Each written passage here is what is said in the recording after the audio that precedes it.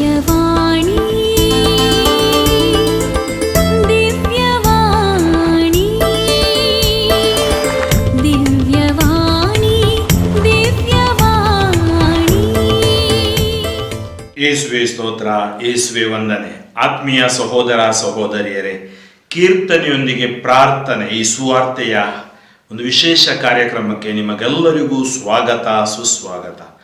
ಇಷ್ಟು ದಿನ ನಾವು 88 ಕೀರ್ತನೆಗಳನ್ನು ಧ್ಯಾನಿಸಿದ್ದೇವೆ. ಇವತ್ತು 89ನೇ ಕೀರ್ತನೆಯಿಂದ ನಾವು ಧ್ಯಾನಿಸಲು ಹೋಗಲಿದ್ದೀವಿ. ಕಣ್ಣುಗಳನ್ನು ಮುಚ್ಚಿ ಪ್ರಾರ್ಥಿಸೋಣ. ಸ್ತುತಿಗಳ ಮಧ್ಯೆ ವಾಸಿಸುವ ತಂದೆಯಾದ ದೇವರೇ, ನಿಮ್ಮ ನಾಮಕ್ಕೆ ಅನಂತ ಕೋಟಿ ಸ್ತೋತ್ರಗಳು. ಇವತ್ತು ನಾವು ಆಲಿಸುವ ಸುವಾರ್ತೆ ನಮ್ಮ ಮನಗಳಲ್ಲಿ ಆಶೀರ್ವಾದವನ್ನು ತರಲಿ. ಮನಗಳನ್ನು ನಿಮ್ಮ ಜ್ಯೋತಿಯಲ್ಲಿ ಬೆಳಗಲಿ. ಸ್ವರ್ಗೀಯ ಜ್ಞಾನದಲ್ಲಿ ನಮ್ಮನ್ನು ಅಧಿಕರಿಸಲಿ. ಪವಿತ್ರಾತ್ಮರಿಂದ ನಮ್ಮನ್ನು ತುಂಬಿರಿ ಮತ್ತು ನಮ್ಮ ಯಾತನೆಗಳನ್ನು ಈ ಕೀರ್ತನೆಯ ಪ್ರಾರ್ಥನೆಯ ಮೂಲಕ ನಿಮಗೆ ಸಮರ್ಪಿಸಿ ಬಿಡುಗಡೆಗಾಗಿ ಮೊರೆಯಿಡುತ್ತೇವೆ. ನಮ್ಮನ್ನು ಆಶೀರ್ವದಿಸು ಪ್ರಭುವೇ, ನಮ್ಮ ಕುಟುಂಬಗಳನ್ನು ಆಶೀರ್ವದಿಸು ಪ್ರಭುವೇ. ಯೇಸು ನಾಮದಲ್ಲಿ ಪ್ರಾರ್ಥಿಸುತ್ತೇವೆ, ಆಮೇನ್. ಆತ್ಮೀಯರೇ, ತೆಗೆದುಕೊಳ್ಳೋಣ ಕೀರ್ತನೆ 89. ಇದರಲ್ಲಿ ಸುಮಾರು 52 ವಾಕ್ಯಗಳಿವೆ. ಸ್ವಲ್ಪ ಉದ್ದವಾದ ಕೀರ್ತನೆ. ಈ ಕೀರ್ತನೆಯಲ್ಲಿ ದಾವೀದನ ಪರ ದೇವರೊಡನೆ ಸಂವಾದ, ಹೇಗೆ ದಾವೀದ ದೇವರೊಡನೆ ಸಂವಾದ ಮಾಡ್ತಾನೆ, ಹಾಗೆಯೇ ಅರಸನ ಅಪಜಯ ಕುರಿತ ಶೋಕ ಮತ್ತು ರಕ್ಷಣೆಗಾಗಿ ಮೊರೆ, 3 ಭಾಗಗಳನ್ನು ಹಾಗೂ 4 ಭಾಗಗಳನ್ನು ನೋಡ್ತೀವಿ. ಅದಕ್ಕಿಂತ ಮುಂಚೆ ದೇವರು ದಾವೀದನಿಗಿತ್ತ ವಾಗ್ದಾನವನ್ನು ನಾವು ನೋಡುತ್ತೀವಿ. ಅಂದರೆ ಮೊದಲನೇದಾಗಿ ದಾವೀದನ ಪರ ದೇವರೊಡನೆ ಸಂವಾದ, ಹಾಗೇನೆ ದೇವರು ದಾವೀದನಿಗಿತ್ತ ವಾಗ್ದಾನ, ಅರಸನ ಅಪಜಯ ಕುರಿತು ಶೋಕ, ರಕ್ಷಣೆಗಾಗಿ ಮೊರೆ. ಪ್ರಭು ಕೀರ್ತಿಸುವೆನು ಸದಾ ನಿನ್ನ ಛಲ ಪ್ರೀತಿಯನು, ಸಾರುವೆನು ತಲತಲಾಂತರಕ್ಕೂ ನಿನ್ನ ಸತ್ಯತೆಯನು. ನಿನ್ನ ಛಲ ಪ್ರೀತಿ ಪ್ರಭು ನನಗೆ ಶಾಶ್ವತ ಸಿದ್ಧ, ನಿನ್ನ ಸತ್ಯತೆ ಆಗಸದಂತೆ ಸ್ಥಿರ ಸ್ಥಾಪಿತ. ನೀನೆಂದೇ ನಾನಾರಿಸಿದವನೊಡನೆ ಮಾಡಿರುವೆ ಒಪ್ಪಂದ, ನನ್ನ ದಾಸ ದಾವೀದನಿಗಿತ್ತಿರುವೆ ಈ ತೆರನಾದ ಶಪಥ. ಸ್ಥಾಪಿಸುವೆ ಶಾಶ್ವತವಾಗಿ ನಿನ್ನ ಸಂತತಿಯನು, ಸ್ಥಿರಪಡಿಸುವೆ ಯುಗ ಯುಗಕ್ಕೂ ನಿನ್ನ ಸಿಂಹಾಸನವನು.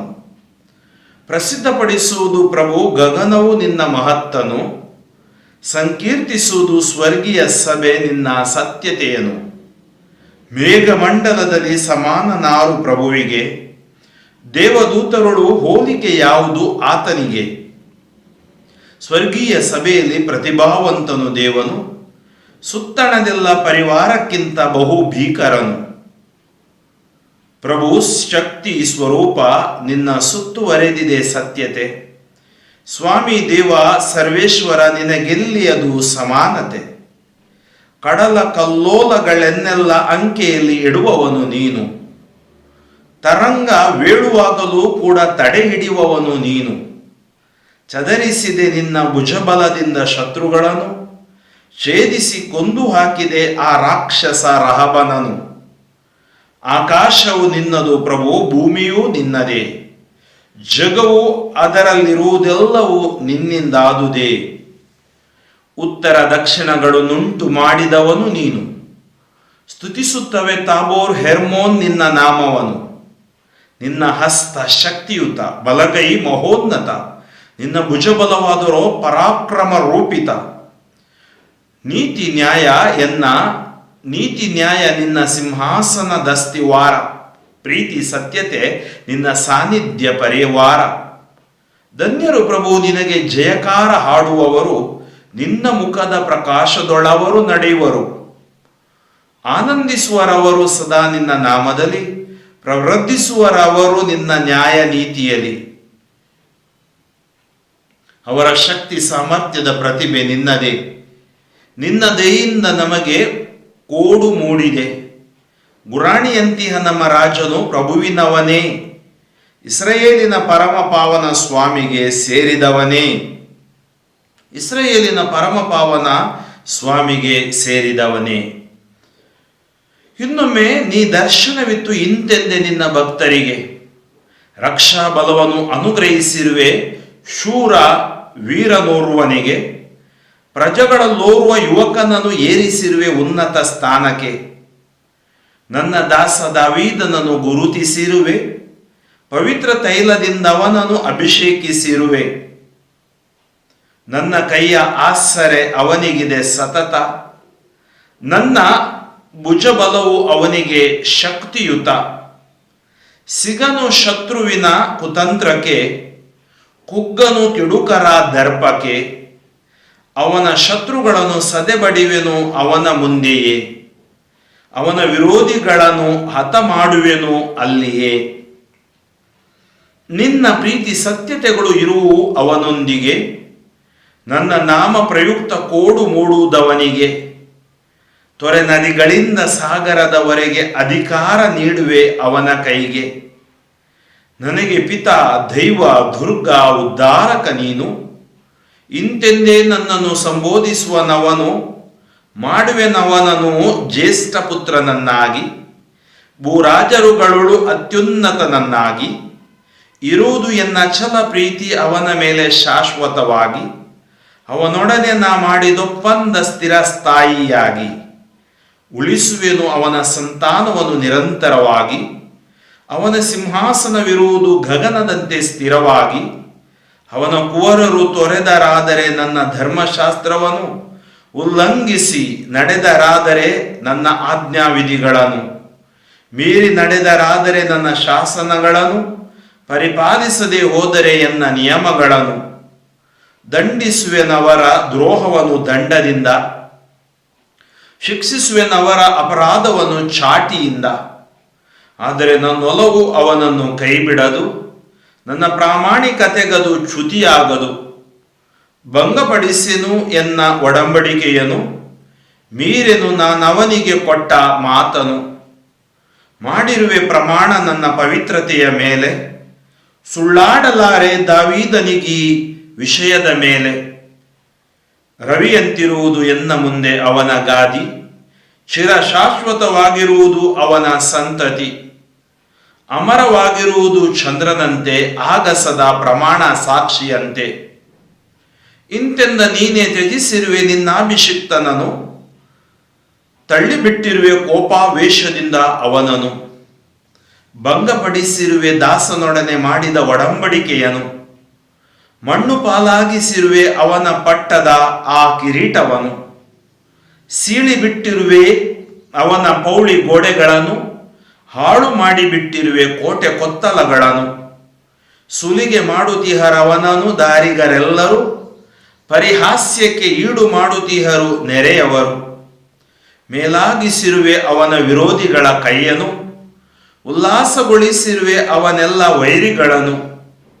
ಮುಂಡಾಗಿಸಿರುವೆ ಅವನ ಕತ್ತಿಯ ಮೊನೆಯನು, ಕಾಳಗಕ್ಕೆ ನಿಲ್ಲದಂತಾಗಿಸಿರುವೆ ಅವನನು. ಕಿತ್ತು ಹಾಕಿರುವೆ ಅವನ ರಾಜದಂಡವನು, ನೆಲಕ್ಕೆ ಉರುಳಿಸಿರುವೆ ಅವನ ಸಿಂಹಾಸನವನು. ಮುಪ್ಪಾಗಿಸಿರುವೆ ಅವನನ್ನು ಕಾಲಕ್ಕೆ ಮುಂಚೆ, ನಿನ್ನ ನಿಮಿತ್ತ ಅವನನ್ನು ಆವರಿಸಿದೆ ಲಜ್ಜೆ. ಒಡೆಯ, ಚಿರಮರೆಯಾಗಿರುವೆ ಇನ್ನೆಷ್ಟರವರೆಗೆ, ನಿನ್ನ ಕೋಪಾಗ್ನಿ ಎಡೆಬಿಡದೆ ಉರಿಯುತ್ತಿರಬೇಕೆ. ಎಷ್ಟು ಅಲ್ಪವಾದುದೆನ್ನ ಜೀವಮಾನ ಕಾಲ, ಎಷ್ಟು ನಶ್ವರ ನೀ ನಿರ್ಮಿಸಿದ ಮಾನವ ಕುಲ. ಸಾಯದೆಯೇ ಜೀವಿಸಬಲ್ಲ ನರನಾರು, ಆ ತಳದಿಂದ ತಪ್ಪಿಸಿಕೊಳ್ಳುವವನಾರು. ದಾವೀದನಿಗೆ ಪ್ರಭು ನೀನಿತ್ತ ವಾಗ್ದಾನವೆಲ್ಲಿ, ಗತಕಾಲದಲ್ಲಿ ನೀ ತೋರಿದ ಛಲ ಪ್ರೀತಿಯಲ್ಲಿ. ನೆನೆಸಿಕೋ ಪ್ರಭು ನಿನ್ನ ಅಪಮಾನಿತ ಸೇವಕನನು, ಸ್ಮರಿಸಿಕೋ ಆತ ಹೊತ್ತಿರುವ ಪರರ ನಿಂದೆಯನು. ನಿಂದಿಸುತ್ತಿಹರು ಪ್ರಭು ವೈರಿಗಳು ನಿನ್ನ ಅಭಿಷಿಕ್ತನನು, ಹೆಜ್ಜೆ ಹೆಜ್ಜೆಗೂ ಅವಮಾನಿಸುತ್ತಿಹರು ಶತ್ರುಗಳವನನು. ಆಮೇನ್, ಆಮೇನ್. ಪ್ರಭುವಿಗೆ ಸರ್ವದಾ ಧನ್ಯವಾದವು.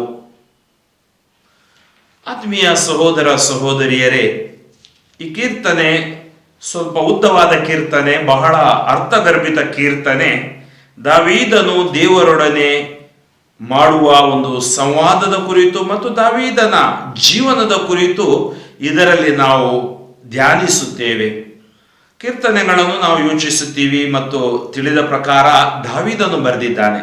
ದಾವೀದ ಕೆಲವು ಸರಿ ತನಗಾದ ಅನುಭವಗಳನ್ನು ಈ ಕೀರ್ತನೆಯ ರೂಪದಲ್ಲಿ ಆತ ಬಿಚ್ಚಿಟ್ಟಿದ್ದಾನೆ. ಇಲ್ಲಿ ನಾನು ಹೇಳಿದೆ, ಮೊದಲನೇದಾಗಿ ದಾವೀದನ ಪರ ದೇವರೊಡನೆ ಸಂವಾದ, ದೇವರು ದಾವೀದನಿಗಿತ್ತ ವಾಗ್ದಾನ, ಅರಸನ ಅಪಜಯ ಕುರಿತ ಶೋಕ, ರಕ್ಷಣೆಗಾಗಿ ಮೊರೆ. 4 ವಿಷಯಗಳನ್ನು ಈ ಕೀರ್ತನೆಯಲ್ಲಿ ನಾವು ಧ್ಯಾನಿಸಬಹುದು. ಒಂದೊಂದೇ ವಾಕ್ಯಗಳನ್ನು ನಾವು ಧ್ಯಾನಿಸೋಣ. ಪ್ರಭು ಕೀರ್ತಿಸುವೆನು ಸದಾ ನಿನ್ನ ಛಲ ಪ್ರೀತಿಯನು. ನಾವು ಈ ಕೀರ್ತನೆಯನ್ನು ಭಾನುವಾರ ದಿನಗಳಲ್ಲಿ ಹಾಡುತ್ತೇವೆ. ಪ್ರಭು ಕೀರ್ತಿಸುವೆನು ಸದಾ ನಿನ್ನ ಛಲ ಪ್ರೀತಿಯನು, ನಿನ್ನ ಛಲ ಪ್ರೀತಿಯನು. ಹೌದು, ಪ್ರಭುವಿನ ಪ್ರೀತಿಯನ್ನು ನಾವು ಸದಾ ಕೀರ್ತಿಸಬೇಕು, ಸ್ತುತಿಸಬೇಕು, ಮಹಿಮೆ ಪಡಿಸಬೇಕು. ಏಕೆಂದರೆ ಆತನ ಪ್ರೀತಿ ಶಾಶ್ವತ. ಪ್ರಭು, ನಾನು ನಿನ್ನನ್ನು ಕೀರ್ತಿಸುವೆನು ಸದಾ ನಿನ್ನ ಅಚಲ ಪ್ರೀತಿ, ಶಾಶ್ವತ ಪ್ರೀತಿ. ಇಲ್ಲಿ ಯಾವುದೇ ತರಹದ ಕೊಡುಕೊಳ್ಳುವಿಕೆ ಇಲ್ಲ. ಇದು ನಿಸ್ವಾರ್ಥ ಪ್ರೀತಿ. ಅಚಲ ಅಂದ್ರೆ ಬಹಳ ದೃಢವಾದ, ಸದೃಢವಾದ ಪ್ರೀತಿಯಾಗಿದೆ. ಆ ಪ್ರೀತಿಯಲ್ಲಿ ದೇವರು ನಮ್ಮನ್ನು ಸೃಷ್ಟಿಸಿದ್ದಾರೆ ಮತ್ತು ಆ ದೇವರು ನಮ್ಮೊಡನೆ ಸದಾ ಇದ್ದಾರೆ. ಸಾರುವೆನು ತಲತಲಾಂತರಕ್ಕೂ ನಿನ್ನ ಸತ್ಯತೆಯನ್ನು. ಆ ದೇವರ ಸತ್ಯತೆಯನ್ನು ತಲತಲಾಂತರಕ್ಕೂ ನಾವು ಸಾರತಕ್ಕದ್ದು. ನಿನ್ನ ಅಚಲ ಪ್ರೀತಿ ಪ್ರಭು ನನಗೆ ಶಾಶ್ವತ ಸಿದ್ಧ, ನಿನ್ನ ಸತ್ಯತೆ ಆಗಸದಂತೆ ಸ್ಥಿರ ಸ್ಥಾಪಿತ. ಅದರಿಂದ ಆ ಅಚಲ ಪ್ರೀತಿ ಶಾಶ್ವತ ಸಿದ್ಧ ಮತ್ತು ಸತ್ಯತೆ ಆಗಸದಂತೆ ಸ್ಥಿರ ಸ್ಥಾಪಿತ. ನೀನೆಂದೆ ನಾನು ಆರಿಸಿದವನೊಡನೆ ಮಾಡಿರುವೆ ಒಪ್ಪಂದ. ಆರಿಸಿದವರು ಇಸ್ರಾಯೇಲ್ ಕುಲದ ಜನರು, ಆರಿಸಿದವನು ದಾವೀದ.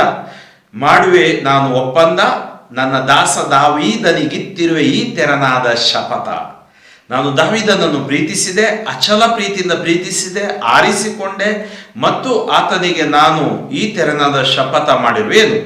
ಸ್ಥಾಪಿಸುವೆ ಶಾಶ್ವತವಾಗಿ ನಿನ್ನ ಸಂತತಿಯನ್ನು, ಸ್ಥಿರಪಡಿಸುವೆ ಯುಗ ಯುಗಕ್ಕೂ ನಿನ್ನ ಸಿಂಹಾಸನವನು. ಪ್ರಸಿದ್ಧಪಡಿಸುವುದು ಪ್ರಭು ಗಗನವು ನಿನ್ನ ಮಹತ್ತನು, ಸಂಕೀರ್ತಿಸುವುದು ಸ್ವರ್ಗೀಯ ಸಭೆ ನಿನ್ನ ಸತ್ಯತೆಯನ್ನು.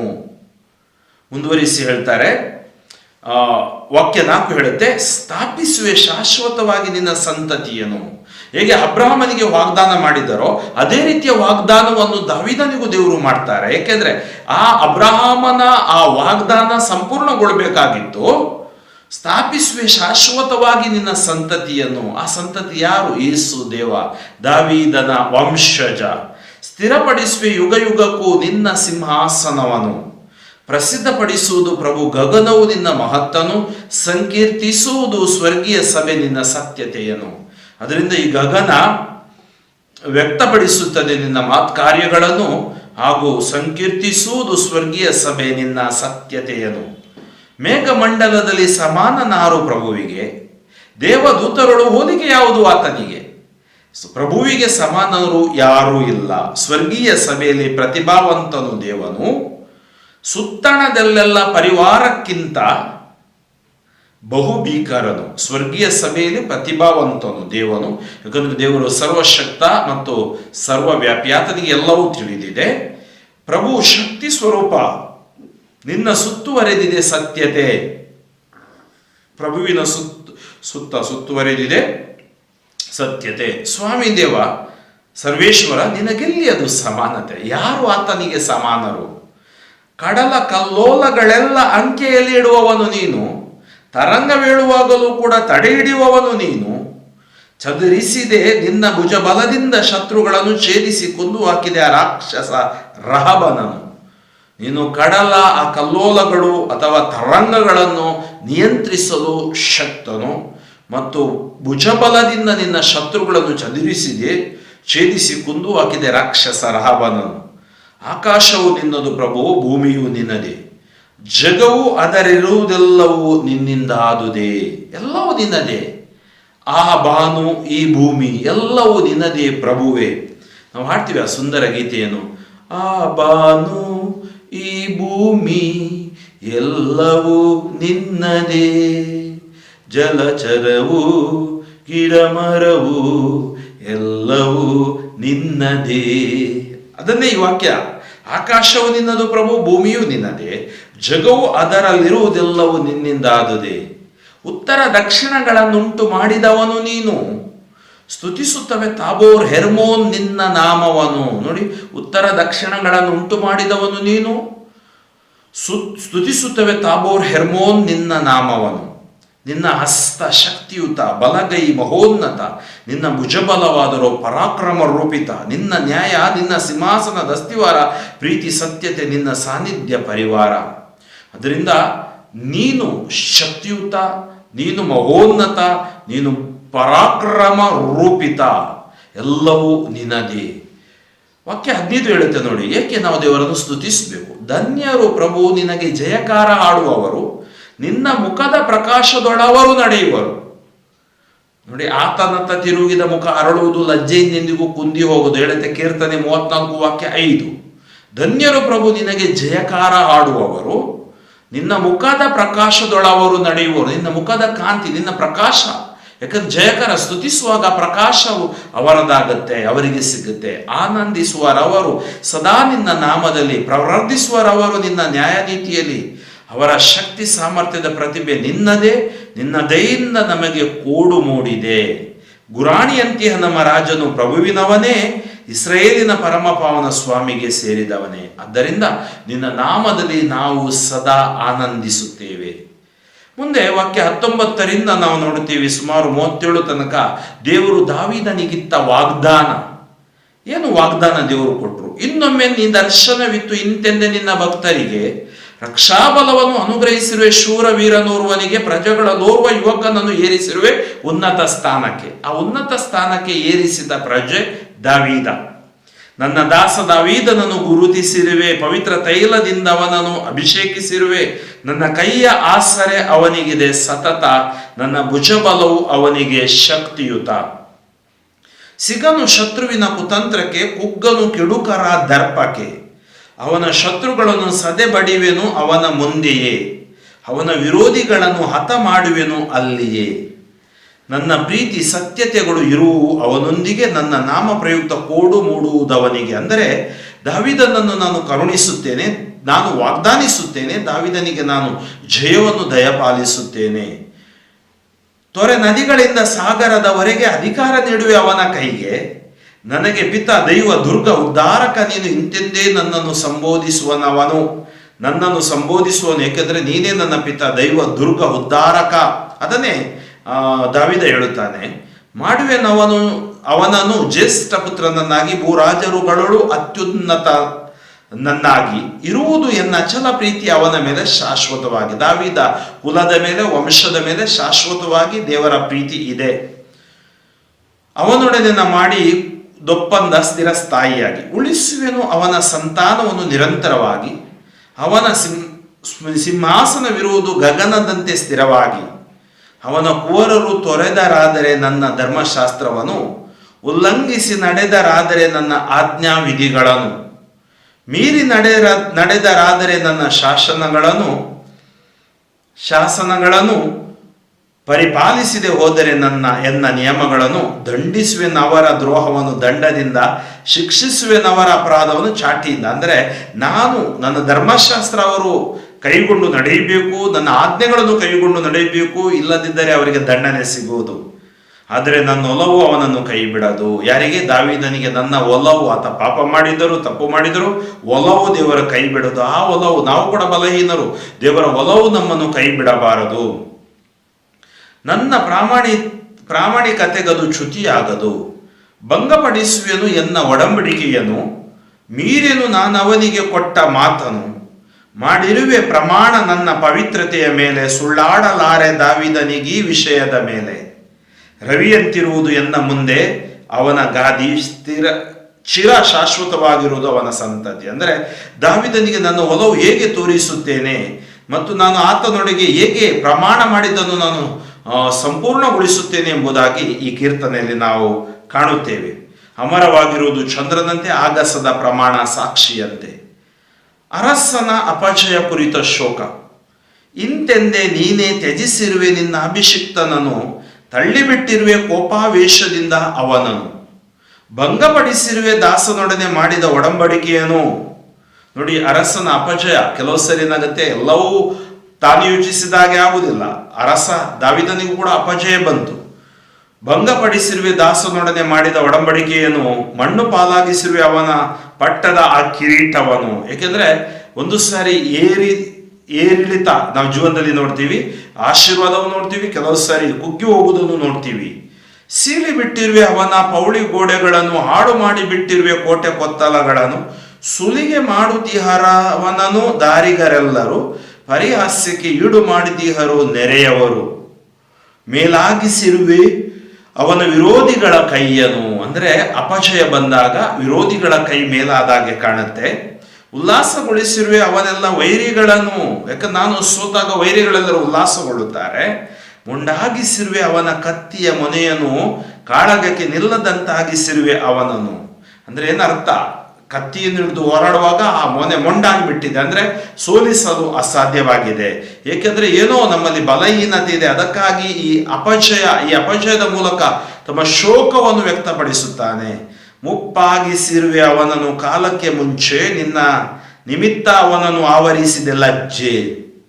ಕಾಲಕ್ಕೆ ಮುಂಚೆ ಅವನನ್ನು ಮುಪ್ಪಾಗಿಸಿದೆ ಮತ್ತು ನಿನ್ನ ನಿಮಿತ್ತ ಆವರಿಸಿದೆ ಲಜ್ಜೆ. ವಾಕ್ಯಗಳು 38-45 ಅರಸನ ಅಪಜಯ ಕುರಿತ ಶೋಕ. ಅದಕ್ಕಿಂತ ಮುಂಚಿತವಾದ ದೇವರಿತ್ತ ವಾಗ್ದಾನವಿತ್ತು. ಆದರೆ ದಾವೀದ ಹಾದಿ ತಪ್ಪಿದಾಗ ಅವನಿಗೆ ಆ ಶಿಕ್ಷೆಯ ದಂಡನೆಯ ಅನುಭವವೂ ಕೂಡ ಆಗುವಂಥದ್ದು ನಾವು ಬೈಬಲ್ ಶ್ರೀ ಗ್ರಂಥದಲ್ಲಿ, ಸಾಮುವೇಲನ ಪುಸ್ತಕದಲ್ಲಿ, ಅರಸರುಗಳ ಗ್ರಂಥದಲ್ಲಿ ನಾವು ಓದುತ್ತೀವಿ. ಕೊನೆಯದಾಗಿ ಇಲ್ಲಿ 46ರಿಂದ ವಾಕ್ಯ 52, ರಕ್ಷಣೆಗಾಗಿ ಮೊರೆ. ಒಡೆಯ, ಚಿರಮರೆಯಾಗಿರುವೆ ಇನ್ನೆಷ್ಟರವರೆಗೆ? ನಿನ್ನ ಕೋಪಾಗ್ನಿ ಎಡೆಬಿಡದೆ ಉರಿಯುತ್ತಿರಬೇಕೆ? ಚಿರಮರೆಯಾಗಿರುವೆ, ಯಾಕೆ ನೀನು ದೂರವಾಗಿರುವೆ? ಯಾಕೆ ನನಗೆ ಕಾಣೋಲ್ಲ? ಯಾಕೆ ನನ್ನ ಪ್ರಾರ್ಥನೆಗೆ ಮೊರೆಗೆ ಕಿವಿಗೊಡೋಲ್ಲ? ಹಗಲಿರುಳು ನಾ ಕಾದಿ ಬಾಡಿ ಹೋಗಿದೆ ನನ್ನ ಮುಖದ ಕಾಂತಿ. ಎಷ್ಟು ಅಲ್ಪವಾದುದೆನ್ನ ಜೀವಮಾನ ಕಾಲ, ಎಷ್ಟು ನಶ್ವರ ನೀ ನಿರ್ಮಿಸಿದ ಮಾನವ ಕುಲ. ಹೌದು, ಮನುಷ್ಯನ ಜೀವಮಾನ ಕಾಲ ಅಲ್ಪವಾದುದು, ಆತ ನಶ್ವರ. ಅದಕ್ಕಾಗಿ ಹೇಳ್ತಾನೆ, ಎಷ್ಟು ಅಲ್ಪವಾದುದು ಎನ್ನ ಜೀವಮಾನ ಕಾಲ, ಎಷ್ಟು ನಶ್ವರ ನೀ ನಿರ್ಮಿಸಿದ ಮಾನವ ಕುಲ. ಸಾಯದೆ ಜೀವಿಸಬಲ್ಲ ನರನಾರು, ಆ ತಳದಿಂದ ತಪ್ಪಿಸಿಕೊಳ್ಳುವವನಾರು. ಸಾಯದೆ ಜೀವಿಸುವ, ಎಲ್ಲರೂ ಈ ಲೋಕದಲ್ಲಿ ಬಂದವರು ಸಾಯಲೇಬೇಕು. ನಾವೆಲ್ಲರೂ ಒಂದು ದಿನ ಈ ಲೋಕವನ್ನು ಬಿಟ್ಟು ಹೋಗಬೇಕು. ನೀನು ಬಂದ ಮನೆಗೆ. ಸಾಯದೆ ಜೀವಿಸಬಲ್ಲ ನರನಾರು, ಆ ತಳದಿಂದ ತಪ್ಪಿಸಿಕೊಳ್ಳುವವನಾರು. ದಾವೀದನಿಗೆ ಪ್ರಭು, ನೀನಿತ್ತ ವಾಗ್ದಾನವೆಲ್ಲಿ? ಗತ ಕಾಲದಲ್ಲಿ ನೀ ತೋರಿದ ಅಚಲ ಪ್ರೀತಿಯಲ್ಲಿ. ನೋಡಿ, ದಾವೀದನಿಗೆ ನೀವು ಹೇಳಿದ್ರೆ ಪ್ರೀತಿ ತೋರಿಸಿದ್ರೆ, ಅಚಲ ಪ್ರೀತಿ ತೋರಿಸಿದ್ರೆ, ಅದು ಎಲ್ಲೂ ಹೋಗಿದೆ. ಈಗ ಯಾಕೆ ಮಾಯವಾಗಿಬಿಟ್ಟಿದೆ? ಯಾಕೆ ಕಾಣದಾಗಿ ಹೋಗಿಬಿಟ್ಟಿದೆ? ನೆನೆಸಿಕೋ ಪ್ರಭು ನಿನ್ನ ಅಪಮಾನಿತ ಸೇವಕನನ್ನು.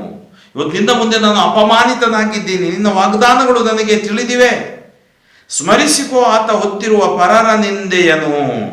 ನೀ ಸ್ಮರಿಸಿಕೋ ನಿನ್ನ ಸೇವಕನ ಆ ಹೊತ್ತಿರುವ ನಿಂದೆಯನು. ನಿಂದಿಸುತ್ತೀಯರು ಪ್ರಭು ವೈರಿಗಳು ನಿನ್ನ